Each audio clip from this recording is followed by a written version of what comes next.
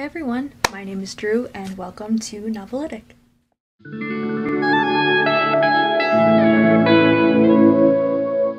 So today I'm going to be taking you through some of the new releases that are coming out in March 2021.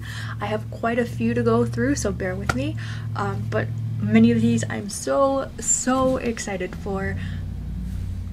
It is the month of beautiful covers. I can't wait. I'm going to be going in order of which date each book is coming out, but within those days there are no particular order. For March 2nd, we have Yolk by Mary H.K. Choi coming out. This book is, first off, that cover. I'm normally not a yellow person, but I love this cover. It is gorgeous.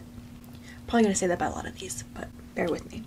So this is a funny and emotional story about two estranged sisters switching places and committing insurance fraud to save one of their lives. Jane Bake is barely getting by. She shuffles through fashion school, saddled with a deadbeat boyfriend, clout-chasing friends, and a wretched eating disorder that she's not fully ready to confront.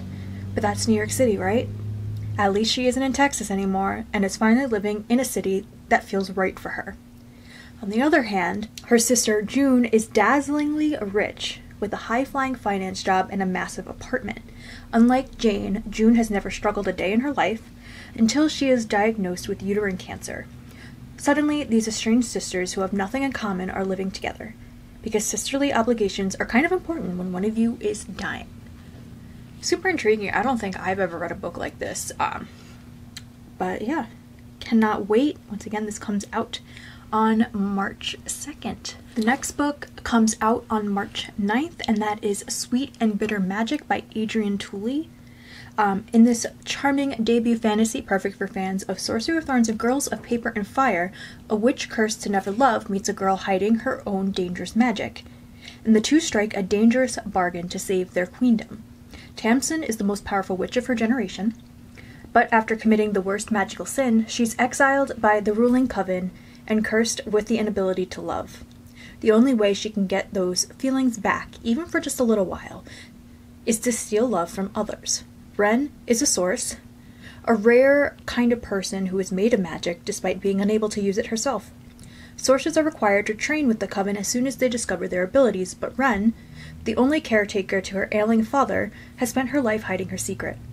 When a magical plague ravages the queendom, Ren's father falls victim. To save him, Ren proposes a bargain. If Tamsin will help her catch the dark witch responsible for creating the plague, then Ren will give Tamsin her love for her father.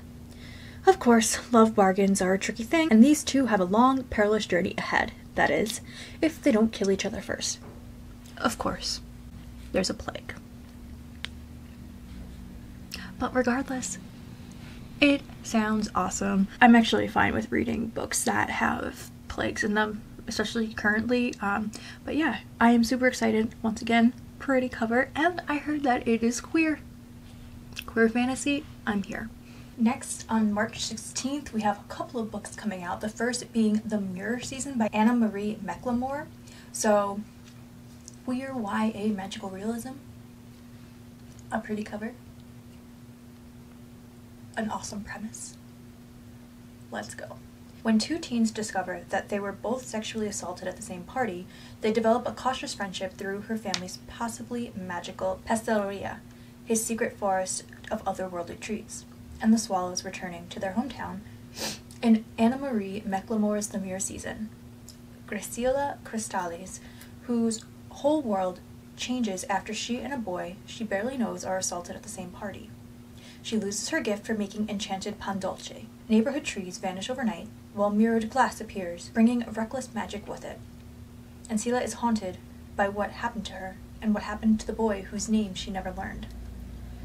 But then the boy Locke shows up at Sela's school. He has no memory of that night, and no clue that a single piece of mirrored glass was taking his life apart. Sela decides to help him, which means hiding the truth about that night. Because Sela knows who assaulted her and him, and she knows that her survival and his depend on no one finding out what really happened. I feel like this is going to be really heart-wrenching. I mean, initially in that first section. Obviously there are content warnings here, but again, so excited to read this. I'm so intrigued, and I like the fact, I mean, I'm curious to see how it will show in the book, but I do like the fact that it's also shedding light on the fact that this does not just happen to women or cisgender women, and just the fact that this happened to a boy, this happened to Locke. I'm very curious to see how that perspective shows up in here. The next book that also comes out is The Place Beyond Her Dreams by Obi Alagwekli. In the blurb on Goodreads it says, "We are most courageous at our weakest when we believe we have faced what we fear the most and have nothing more to lose." Set against the backdrop of two warring towns, Ona's journey reveals the power of choice, the true source of happiness, and most importantly, the transformation one must go through to realize and eventually occupy their purpose. At the sudden death of her grandfather, Ona's pain transports her to mystical Luena. I think that's how you pronounce that. A place of infinite possibilities, free of turf wars and all ills that plague the earthly dimension she lives in. So where her grandfather awaits her, Ona learns she is an Aerie, one bestowed with unique intuitive and spiritual gifts passed down from generation to generation. On her 18th birthday, she returns to Luena and is handed a box to deposit her exchange for love and happiness, her greatest desires. Burdened by her quest, Ona crosses paths with danger and heartbreak again, as the two men that love her dearly are viciously pitted against each other. As evil looms, she learns that dreams carry a hefty price, and no one is who they seem. Now she must unmask the villain and save the one she loves, even at the risk of losing everything she holds dear.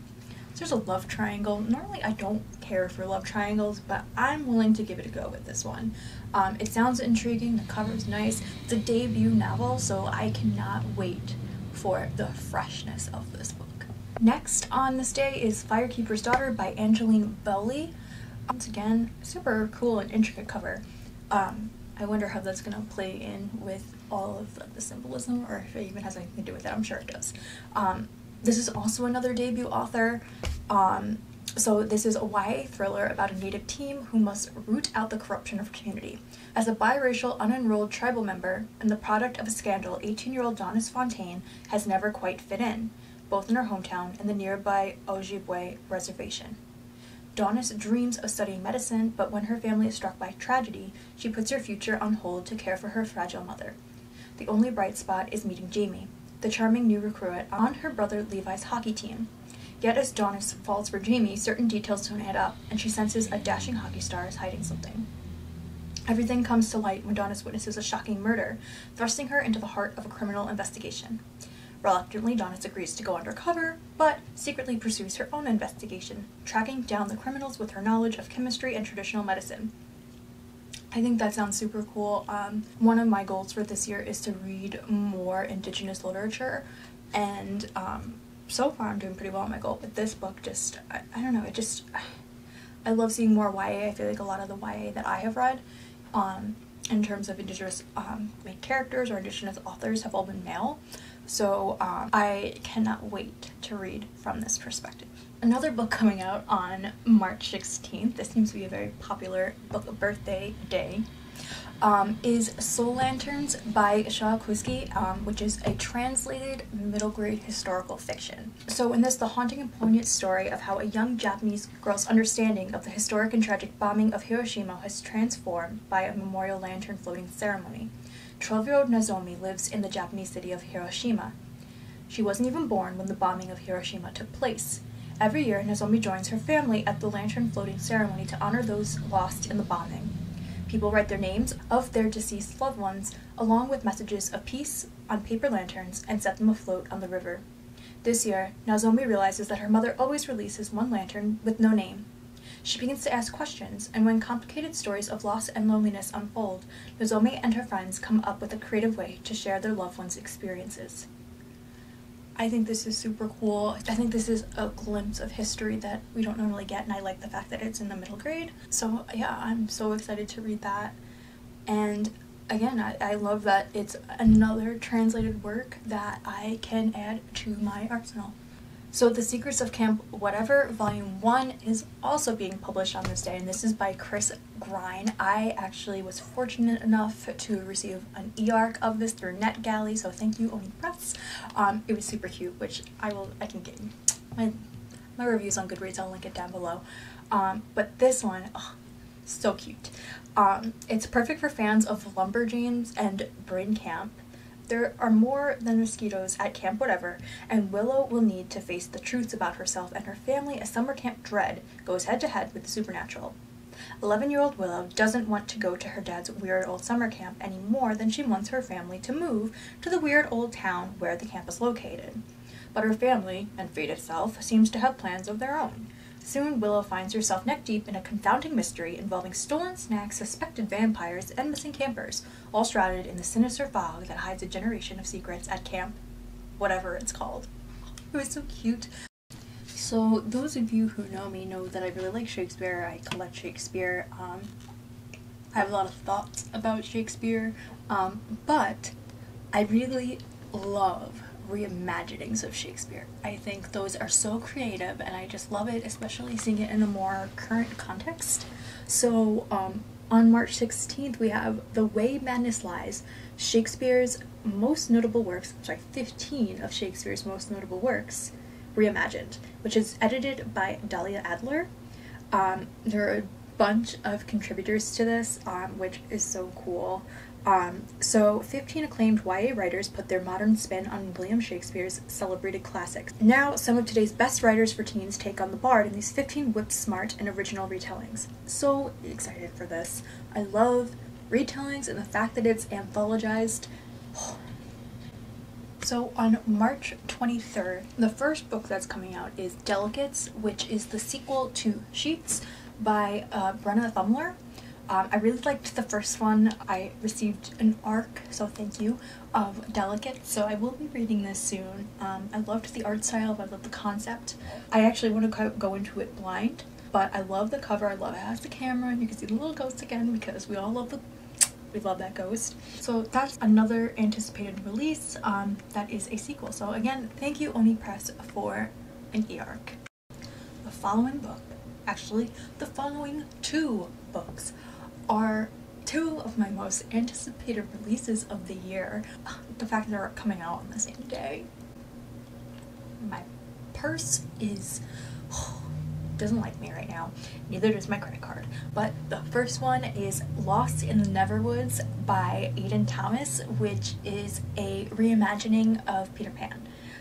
Once again, sorry for the angle change.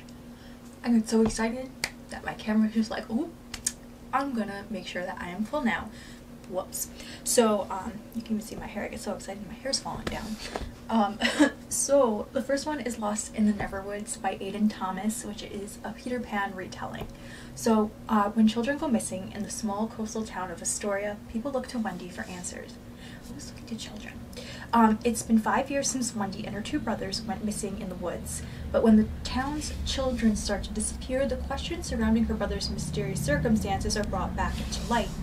Attempting to flee her past, Wendy almost runs over an unconscious boy lying in the middle of the road and gets pulled into the mystery haunting the town. Peter, a boy she thought lived only in her stories, claims that if they don't do something, the missing children will meet the same fate as her brothers. In order to find them and rescue the missing kids, Wendy must confront what's waiting for her in the woods. Again, look at this cover. It's so pretty. And it's Aiden Thomas, autobiographer. The next book, another anticipated one. Last year, actually it was about a year ago, I finally read Thorn by Intizar Kanani, which that sort of gives us away. So it is The Theft of Sunlight, which is number 2 in the Dauntless Path series. So I don't believe it necessarily follows the same characters. I believe those characters are more in the background, but it is in the same world. I did not choose this fate, but I will not walk away from it. Children have been disappearing from across Manaya for longer than Amaria the Ansarim can remember. When her friend's sister is snatched, Ray knows she can't look away any longer, even if that means seeking answers from the royal court, where her country upbringing and clubfoot will only invite ridicule. So this is following... Sorry. This is following the characters that were at the end of the book. I'm so excited. So excited. On March 30th, we have She's Too Pretty to Burn by Wendy Hurd. Another anticipated, this is an anticipated release video. Anyway, it's an electric romance set against a rebel art scene, sparks lethal danger for two girls in this expertly plotted YA thriller. I do not want to read anymore. But it is inspired by the picture of Dorian Gray. That is all I need to know. That is all I want to know, and I need it now. And the final book coming out on March 30th is a collection of poetry, and that is You Don't Have to Be Everything, Poems for Girls Becoming Themselves, which is edited by Diana Whitney. So many big names in here. I am so excited, and I love books of poetry that are specifically geared for girls and teens, especially queer people as well. So for this, we have Amanda Gorman, Sharon Olds. Some of the other ones I'm super excited about. We have Maya Angelou, Elizabeth Acevedo, Andrea Gibson. Like, I am so excited. I can't wait to read this collection. I love the diversity. I want the diversity. I need the diversity. And I just cannot wait. I cannot wait for March 30th. So that's it. Those are my anticipated releases of March 2021. I hope you enjoyed this video, so don't forget to give a thumbs up and don't forget to subscribe. See you soon. Bye.